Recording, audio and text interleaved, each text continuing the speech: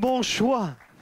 Vous avez choisi Jésus, vous avez choisi le meilleur. Et en pensant à cet après-midi, je pensais au baptême et à ce que nous allons faire là dans les minutes suivantes. Je me disais que quelquefois, il y a de l'incompréhension sur le sens du baptême. Qu'est-ce que ça signifie? Qu'est-ce que ça implique? Pourquoi se faire baptiser? Pourquoi comme ça? Je me disais, même chez ceux qui se font baptiser, des fois, il peut y avoir des motivations différentes. Des fois, même des motivations qui ne sont pas forcément très justes. Alors, cet après-midi, j'aimerais lever quelques incompréhensions, s'il y en avait, à propos du baptême, et en tout cas, faire connaître ce que j'ai appelé le véritable sens du baptême. Ok? On va essayer d'expliquer rapidement le véritable sens du baptême en 3 points. Premièrement, j'aimerais dire le baptême n'est pas un changement de religion, mais une alliance avec Jésus. J'aimerais qu'on lise ensemble dans Galates, donc un texte de la Bible. Pour ceux qui ont la Bible, vous le prenez, vous pouvez faire lire la personne qui est à côté de vous, sinon nous écoutons la lecture de la parole de Dieu, la première lecture de cet après-midi. Galates chapitre 3 et verset 26. Galates 3, 26 à 28.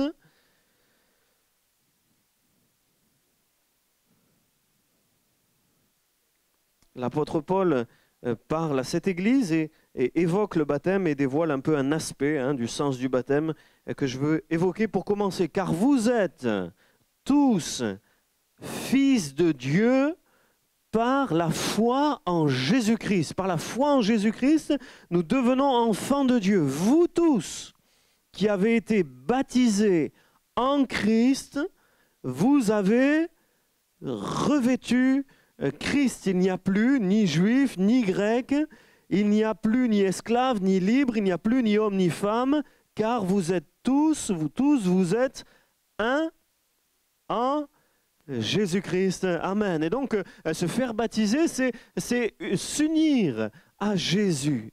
Ne faire qu'un avec lui, ne faire qu'un les uns avec les autres également, mais s'unir à lui avant tout, le revêtir, comme dit ce texte, vous tous qui avez été baptisés en Christ, vous avez revêtu Christ. Et voyez, ce qu'on revêt, c'est ce qu'on laisse voir, ce qui se voit. Le but, c'est que Christ soit vu en nous, que ce soit plus nous que les gens voient, mais ce soit lui.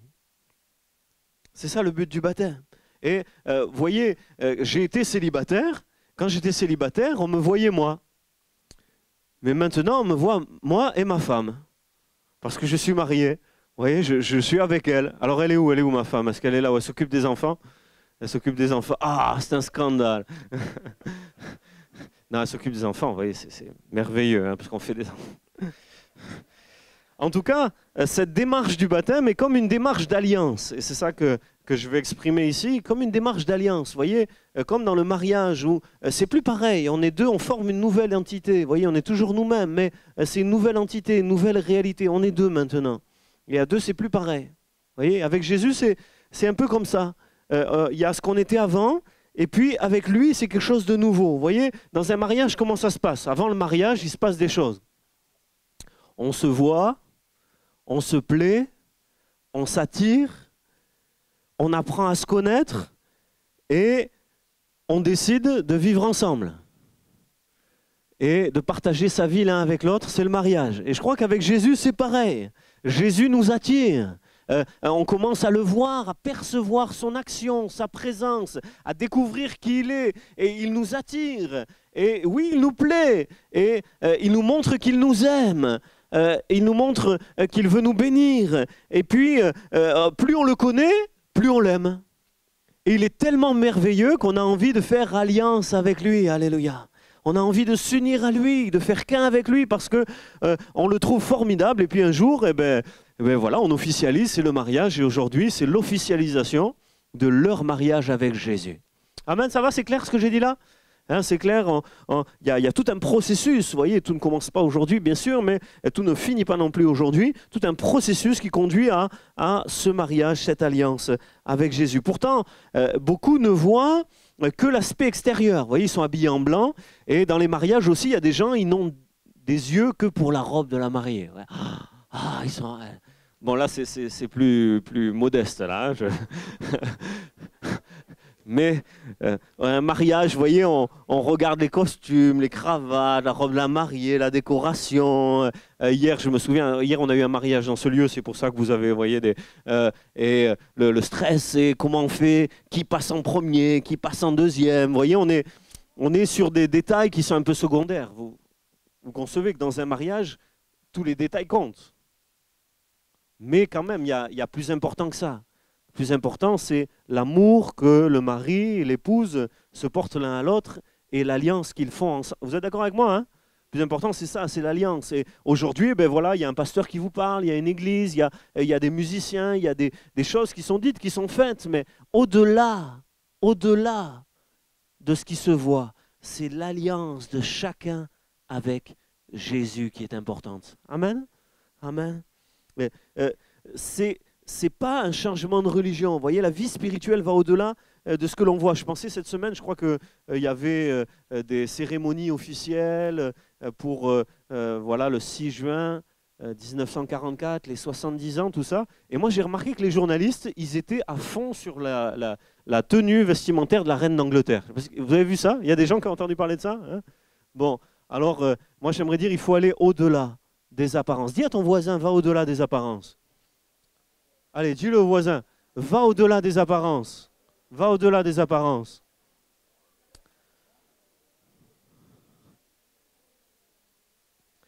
La vérité spirituelle est au-delà de ce que l'on voit, est dans une dimension qui ne se voit pas, mais qui pourtant est réelle et profonde.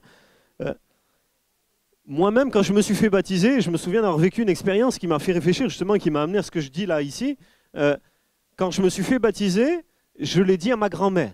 Alors, j'ai une grand-mère que je n'ai jamais connue, et j'ai une autre grand-mère qui était bon, voilà, très proche, une grand-mère très proche, et même si elle habitait loin de moi, voilà, on était très proches l'un de l'autre. Et quand je lui ai témoigné de ce que j'ai vécu avec Jésus, de mon alliance avec Jésus, de l'amour que j'avais pour lui, de ce que j'avais compris de lui, elle est très catholique, je me souviens quand je l'ai visitée à Paris, la première fois que je vais la voir après le baptême, je lui ai dit que je me faisais baptiser, elle n'a pas pu venir, mais j'ai été la voir à Paris, et puis j'en reparle avec elle, elle me présente à une amie à elle, vous voyez, une amie à elle, et je me souviens, elle parle devant moi, et elle dit à son ami, mon petit-fils, il a changé de religion, il est devenu protestant.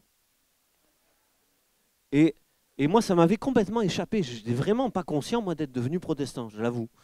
C'était pas mon... Pour moi, j'avais découvert Jésus. J'avais fait une alliance avec Jésus. Ce n'était pas une question de religion, vous comprenez? Quand j'étais à l'université, j'ai témoigné de ma foi, et pourtant à des gens qui sont donc j'ai fait un doctorat en sciences politiques à l'université, je témoignais aux gens de ma section sciences politiques. Je me souviens, le directeur de la section sciences politiques de Nice, sa conclusion du témoignage que j'avais essayé de lui rendre, c'était c'est un parpaillot. Alors bon, ça se dit plus beaucoup maintenant, j'ai dû chercher, comprendre.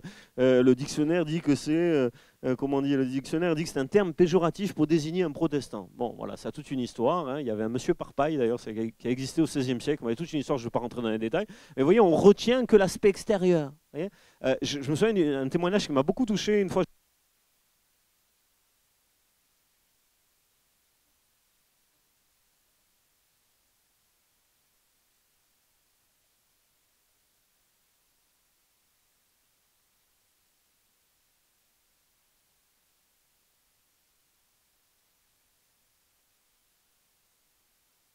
La pile, c'est la pile. Voilà, on a un deuxième de rechange. Merci Seigneur pour le deuxième micro de rechange. Vous m'entendez là?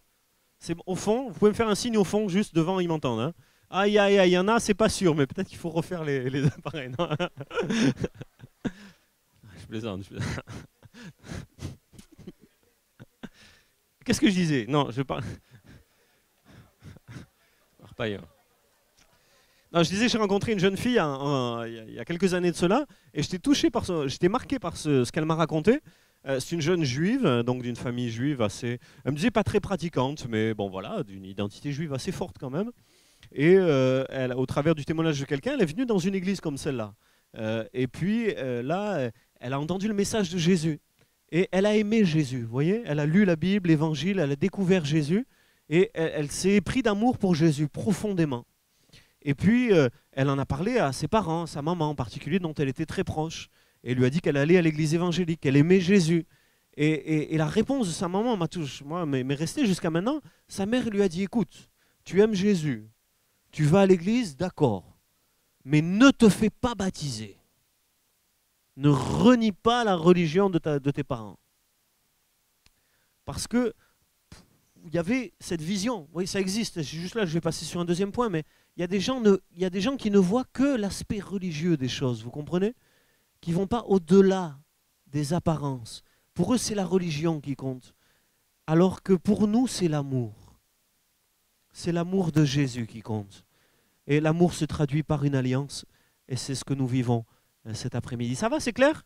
C'est bon? C'était le premier point, simplement, cet après-midi.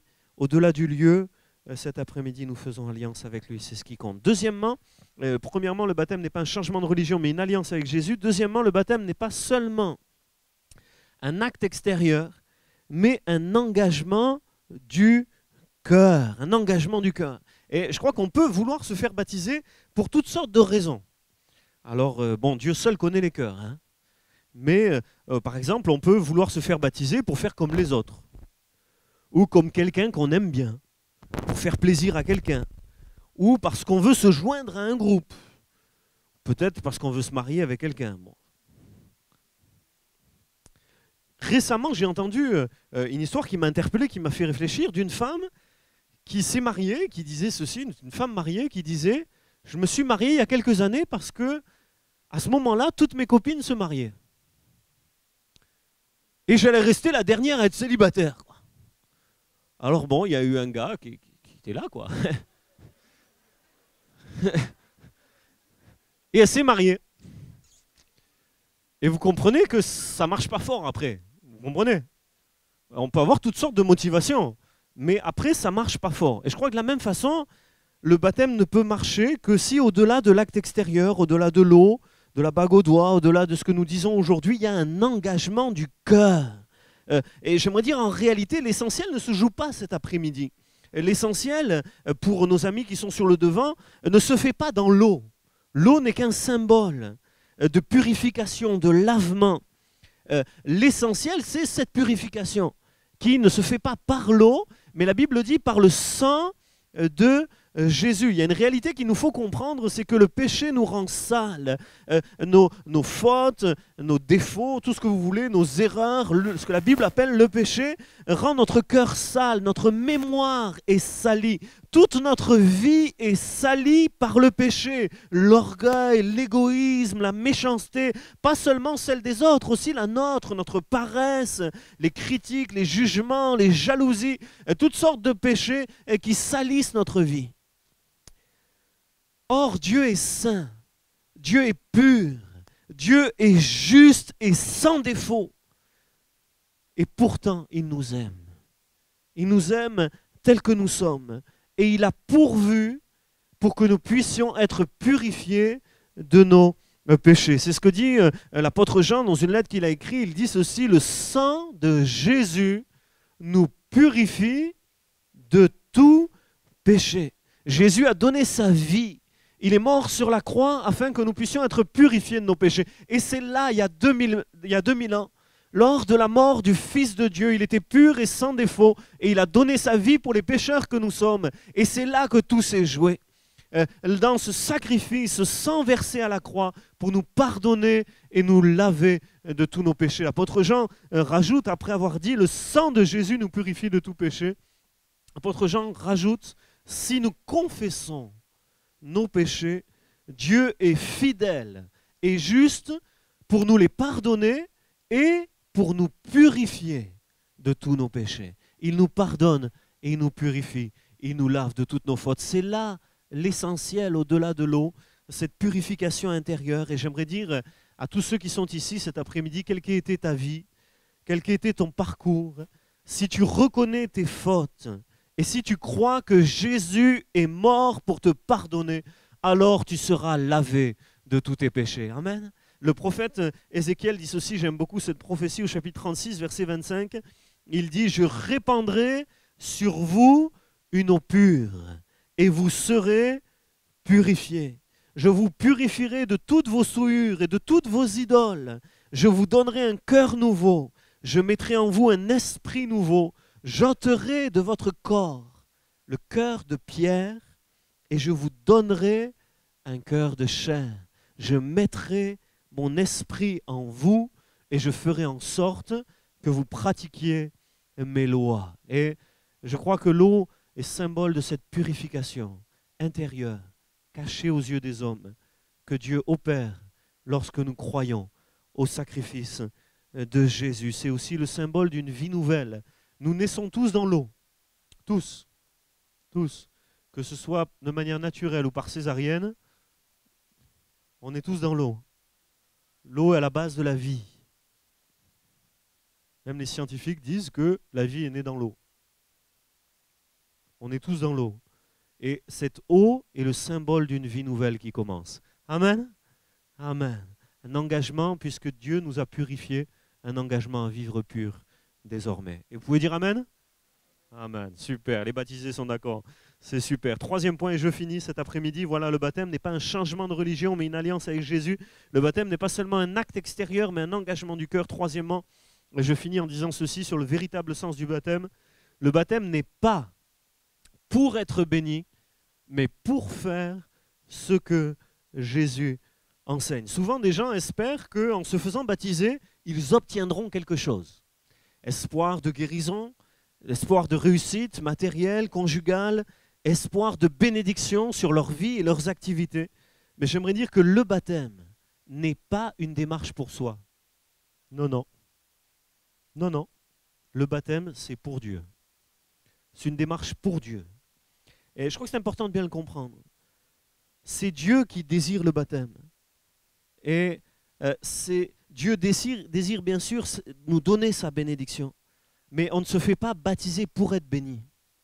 Mais on se fait baptiser pour faire ce que Jésus enseigne. Et quand on veut lui plaire, écoutez bien ceci, je crois que c'est une clé importante. Quand on veut lui plaire et que l'on cherche à faire ce qui plaît à Jésus, c'est là qu'on est béni.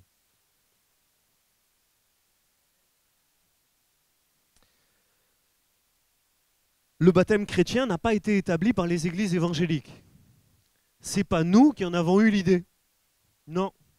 C'est Jésus lui-même dans l'évangile, et vous pouvez lire ça dans toutes les Bibles, toutes les versions, dans l'évangile de Matthieu au chapitre 28, comme un testament, comme une grande demande qu'il a fait à ses apôtres. Il dit ceci: allez, faites de toutes les nations des disciples, en les baptisant au nom du Père, du Fils et du Saint-Esprit, et enseignez-leur à observer tout ce que je vous ai prescrit. Voici, je suis avec vous tous les jours jusqu'à la fin du monde. Nous voulons que Jésus soit avec nous. Nous voulons qu'il nous bénisse. Et ça passe par le fait de suivre son enseignement. Le baptême n'est que le début d'une mise en pratique des enseignements de Jésus et l'engagement de continuer. Les baptisés ne sont pas des gens parfaits, ni des gens meilleurs que les autres. Non, non. Quelqu'un de baptisé n'est pas meilleur que les autres. Dernièrement, quelqu'un me disait, oui, mais les chrétiens, ils ne sont pas toujours meilleurs que les autres. Ben non, ils ne sont pas meilleurs que les autres. Les chrétiens ont reconnu leurs péchés. Mais ça n'en fait pas des gens meilleurs que les autres. Les chrétiens, les gens qui se font baptiser, sont des gens qui ont reconnu qu'ils avaient besoin d'être purifiés. Et qui ont le désir de suivre Jésus, qui ont ouvert leur cœur au Seigneur et qui veulent le suivre et devenir ses disciples. Et c'est alors, quand nous prenons ce chemin, que nous vivons dans sa bénédiction. Amen. Ce n'est pas le baptême qui bénit, c'est l'obéissance à Jésus. Et hier, je faisais un mariage, et voilà, un couple a voulu qu'un pasteur soit là, et voilà, ils m'ont demandé d'être là, alors j'y étais, et je leur disais, vous savez, ce n'est pas parce que je suis là que vous serez bénis. C'est même pas parce qu'on va prier que vous serez bénis, mais vous serez bénis si vous suivez Jésus. Si vous accueillez Jésus dans votre vie et si vous suivez ses enseignements. Ça va, c'est assez clair ce que je dis là? Alors cet après-midi, j'ai fini maintenant. J'aimerais dire que peut-être que les baptêmes d'aujourd'hui sont l'occasion pour quelqu'un, en tout cas pour chacun ici, de s'interroger sur où on en est avec Jésus. Où en es-tu avec lui? Où en es-tu avec sa parole, avec ses enseignements?